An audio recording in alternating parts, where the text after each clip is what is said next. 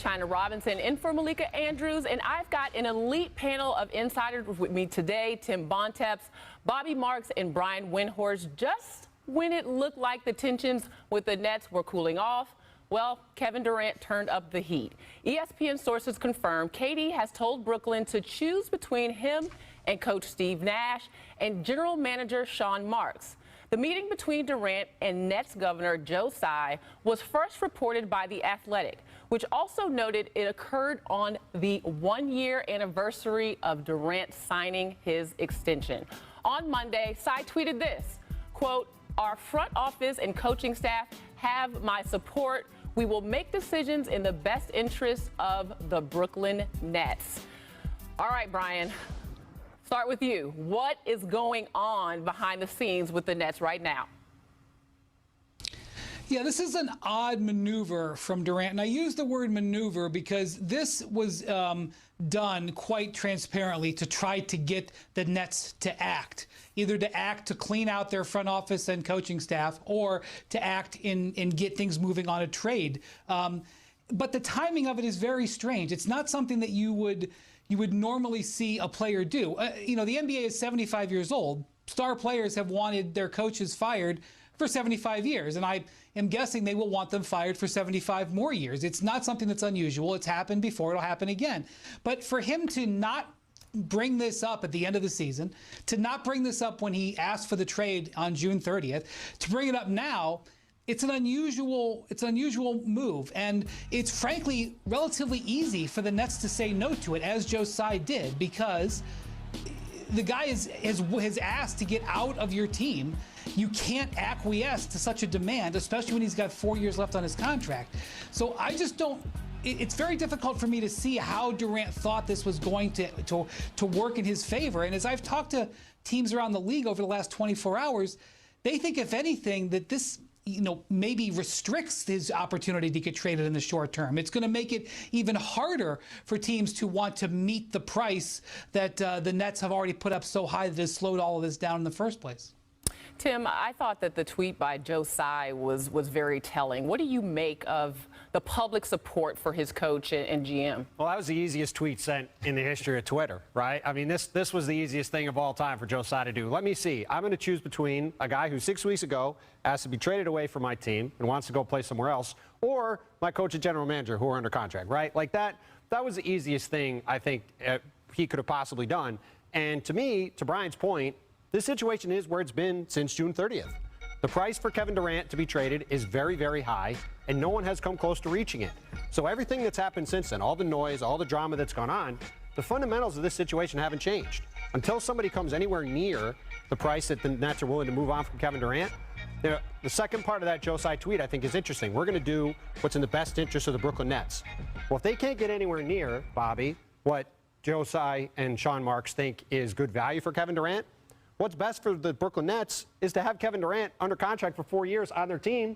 And by the way, if Kyrie and Ben Simmons and Kevin Durant actually decide to play and are all on the court, they could be really good. Well, on paper, of course. Well, right. I mean, we're only talking on paper. We're dealing with the hypothetical paper in early August right now, and I think the big question will be what happens when we get to late September. Yeah. And I think when you look at, certainly for Kevin Durant, and I've seen everything, and working in Brooklyn and New Jersey, I've never seen it both, the head coach and the general manager. And my big question is, like, what's changed since the end of April here after they lost to Boston in the first round?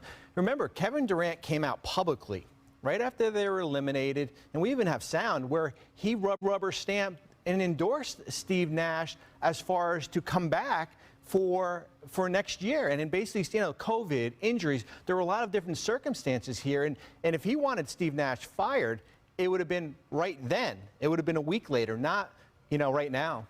Yeah, it kind of makes you feel like maybe there were some other things either happening or not happening that Kevin Durant expected. Shouldn't there have been conversations? Maybe what's not happened is he hasn't gotten traded. Yeah. Right? Yeah. I mean, I think that's what's changed. What's changed is he has to be traded, and he hasn't been traded.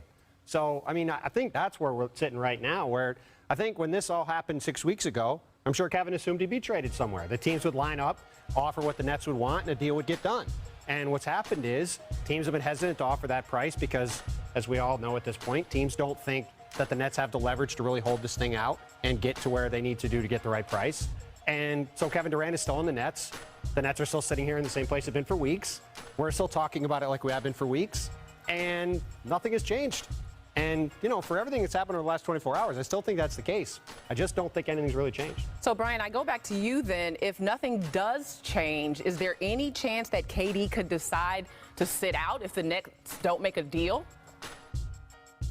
Yes, so you touched exactly on what this is going forward. So there's a 2-sentence tweet from Joe Tsai. It's a pretty powerful 2 sentences. I think the natural thing was to pay attention to the first sentence where he basically says, I'm not firing Steve Nash and Sean Marks. But in the league, the second sentence was the more interesting sentence. We will make decisions in the best interest of the Brooklyn Nets. Let me translate that for you. We are not going to be pushed into a trade. And so Kevin Durant, with this maneuver that he has gone to here to ask for this, in my view, has very much limited his options because he has asked to be traded. He has not been traded. He has asked for the coach and general manager to be fired. They have not been fired. So now if he is still on the roster come the end of September, which as of today I think is likely, is he going to come to camp? Can he, after being told no, no, no, no, no across the board, can he come to camp and accept the L and just say, okay, I'm going to play? I actually think that that would be in his best interest. I think that the chances of him getting traded will be easier if he's playing, especially because I think the Nets, frankly, are going to be pretty good. But he may not do that. And so we may have a coming point of drama as we head towards the opening media day. Last year, Nets media day was dominated by Kyrie Irving not being vaccinated and so not playing. And this year's Nets media day could be the other franchise player, whether he will show up.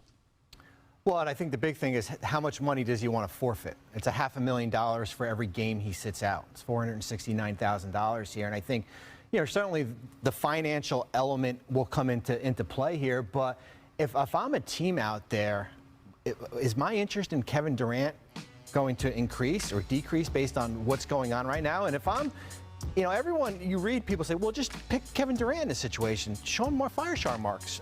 Fire Steve Nash here. But what's going to be the next coach? When does it end here? And I think if you're ownership, you certainly have to put up a stand-in. And remember here, Adam Silver last year said during the Ben Simmons situation that it was a one-off. Okay, now is it a one-off? Are we going to see the same thing? We've got a collective bargaining agreement that's going to be negotiated again. I think you're going to see the owners really stick, put a line in the sand here, and this is going to be something certainly to follow moving forward. Well, and think back to where this started. It started with the Brooklyn Nets back in May saying they wanted to reset the culture around the team and to take back control of the team, right? To have it be sort of a more traditional structure, and that they had a lot more logical planning throughout everything that was going on, right? If you go around and throw out your coach and GM now in mid-August and just throw things back, you're going right back to what they declared publicly they weren't going to do anymore. Yeah. So to me, it doesn't make any sense on any level for them to do what Kevin Durant wants here. And again, they have the leverage here. Kevin Durant is under contract. He's on their team. People keep saying, well, if this is what you have to do to have Kevin Durant on your team, then you do it. They have Kevin Durant on their team. The only way they don't have Kevin Durant on their team is if they trade him. So to me, like I said, the Joe Tsai tweet was the easiest layup for him of all time. Let me support my guys and continue to reiterate that we're going to go in a different direction with our team moving forward. Well, and Brian, you mentioned opening night. If you had to pick one, who is more likely to be on the floor for Brooklyn on opening night, KD or Kyrie? Because let's not forget, there are 2 pieces here that are important moving forward. This is now a very compelling question. And, I actually look forward to the book that Steve Nash hopefully is going to write about this time. But at the beginning of the summer, as Tim just mentioned, we had Kyrie at odds with the team over his contract, with his future not certain, and Durant under a long-term contract. Now, we have the exact reversal. We have Durant, not sure if he's even going to show up, and Kyrie and the Nets showing support for each other on social media, and even Joe Tsai recently tweeting praise of Kyrie Irving, because with only 1 year left on his contract, Kyrie needs to have a very good year this year. So now you have the exact inverse of what we had in June, where it looks like Kyrie is the more solid member of the Nets, and it's Durant who may not show up. It's a very odd set of circumstances, and we are still in the middle of this unfolding story. And we've been wondering why those projections seem to fluctuate so much when we start to talk about Brooklyn.